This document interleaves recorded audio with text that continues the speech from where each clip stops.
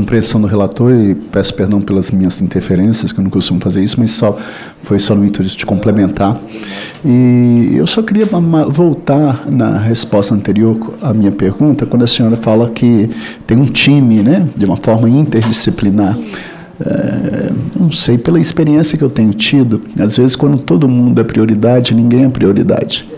Então, quando você puxa aí uma responsabilidade, eu acho que se nesse time tiver uma pessoa que teria a competência de responder essas indagações, isso seria de fundamental importância. Porque eu me lembro quando, por exemplo, eu fui delegado de trânsito e no Código de Trânsito existia um artigo que falava assim: a educação para o trânsito será promovida nas escolas de ensino fundamental, médio e superior. Aí eu cobrava do secretário de Educação, ele fala: não, todo mundo trabalha nesse tema de forma interdisciplinar. Ou seja, ninguém trabalhava no tema, ninguém efetivamente cumpria. Então eu acho que esse tema, com esses dados do Facebook, de pornografia infantil, abuso sexual,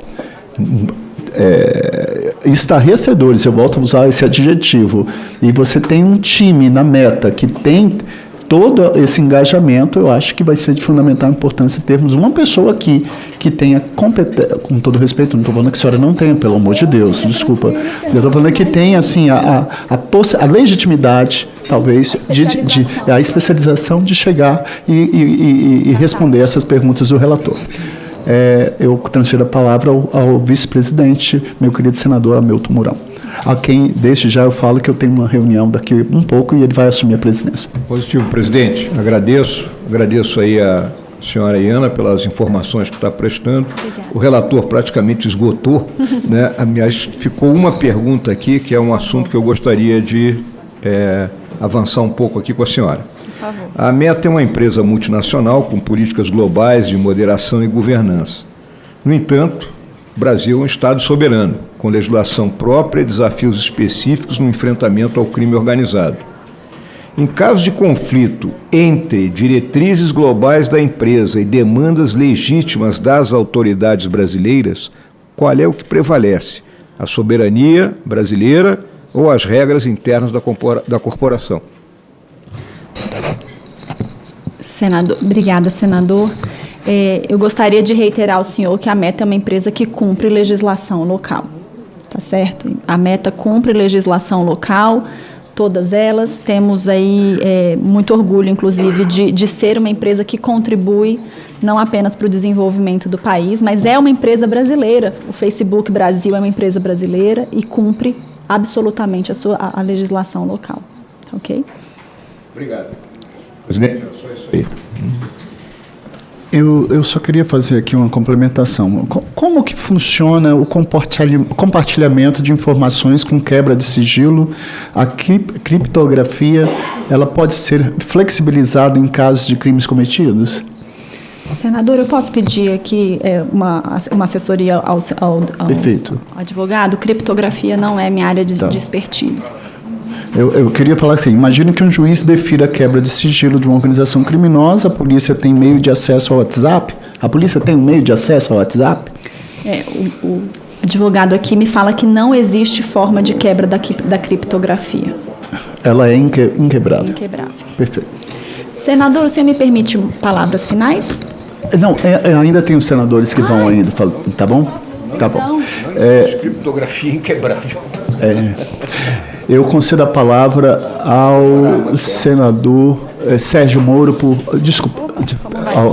transferiu? Ao senador, então, Eduardo Girão, por 10 minutos.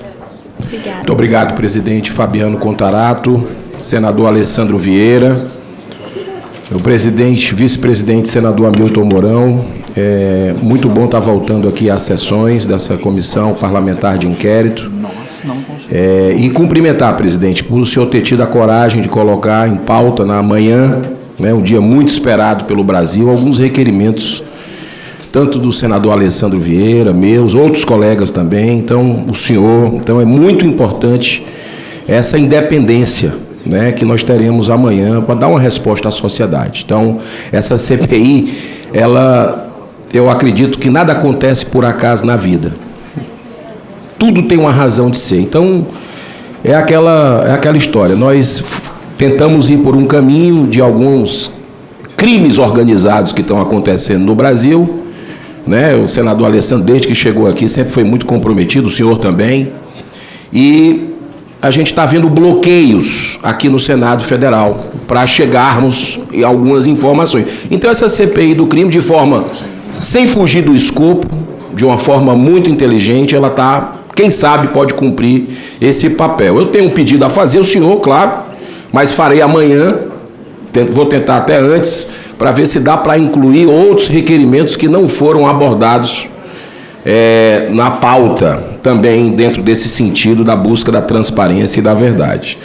Mas nós estamos aqui hoje, eu quero cumprimentar a doutora Iana Sobral Alves, inclusive Sobral o seu sobrenome aí, no Ceará tem uma cidade muito importante nossa, dizer que há algum tempo a gente aguarda a meta aqui, tá? Não é apenas nessa CPI do crime organizado. Eu já tive a oportunidade de convidar a meta para vir na Comissão de Transparência, Fiscalização e Controle, para vir na Comissão de Segurança Pública. A meta, infelizmente, não veio, não deu satisfação, sobre um tema que é muito recorrente aqui no Brasil, que é moderação de conteúdo político. Moderação de conteúdo político, censura, né? A próprio presidente, né, da instituição a nível global, o Zuckerberg, chegou a revelar alguns meses atrás que na moderação política pediu desculpa por um viés ideológico que estava ali dentro do escopo da empresa Meta. Depois a gente viu aqui no Brasil uma série de situações também deixando a população preocupada, né, com relação vamos dizer assim, aquelas entidades que eu queria entender bem que se eram contratadas pela Meta, se tinha algum acordo, que elas diziam o que era verdade, a agência de checagem, diziam o que era verdade, o que era mentira. Queria saber um pouco disso, eu vou entrar nesse questionamento, que há muito tempo eu gostaria de ter ouvido a Meta aqui. Mas eu queria começar com relação a um crime organizado que nós estamos tendo no Brasil, forte, que é essa questão de aposta esportiva, né, especialmente aí as ilegais, e nunca se lavou. O senador Alessandro Vieira é uma referência aqui nisso, tanto o dinheiro do crime com bets. Não falo nem do endividamento do brasileiro, que é gigantesco, mas a gente está vendo aí um problema grave com relação a lucros de facções criminosas, né, que estão utilizando disso, de apostas, para ganhar muito dinheiro, lavar muito dinheiro. Isso aí foram os grandes veículos do Brasil que mostraram isso, né, mostrando que nunca se lucrou tanto. Então eu quero perguntar, nos últimos 24 meses, vamos fazer esse recorte aqui, quantas contas de anunciantes e influenciadores foram removidas, suspensas ou sancionadas no Brasil por promover produtos proibidos ou apostas ilegais? E quais são os mecanismos de verificação, compliance e eventual comunicação às autoridades brasileiras nesse caso? Eu gostaria, nesse aspecto, a primeira pergunta que eu faço, sobre essa questão de apostas, e dentro do tema, doutora Iana, quais critérios e procedimentos a Meta utiliza para verificar a legalidade das plataformas de apostas promovidas por influenciadores no Facebook, no Instagram, e quais medidas são adotadas quando se identifica a promoção de operadores irregulares ou não autorizados no Brasil? Queria entender como é que é esse mercado bilionário, que vocês se relacionam com esse mercado bilionário, que tem causado muito sofrimento aos brasileiros, não é pouco, inclusive suicídio em massa, nós estamos vendo, crianças que adentraram, né, e estão aí num vício, e seus pais pagando a conta, como o senador Hamilton Mourão falou aqui, como avô. E eu gostaria, desse caso de aposta, eu tenho outras perguntas, mas eu queria voltar para essa questão de bets, por favor. Perfeito, senador. Muito obrigada pela sua pergunta. Me permite aqui, então, esclarecer como que a Meta trata dos seus anunciantes nesse setor, né? Então, a gente tem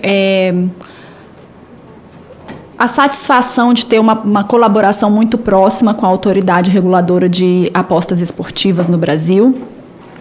E a Meta verifica, por força da legislação e da regulação local, a Meta verifica se os anunciantes de bets são regularizados pela autoridade competente.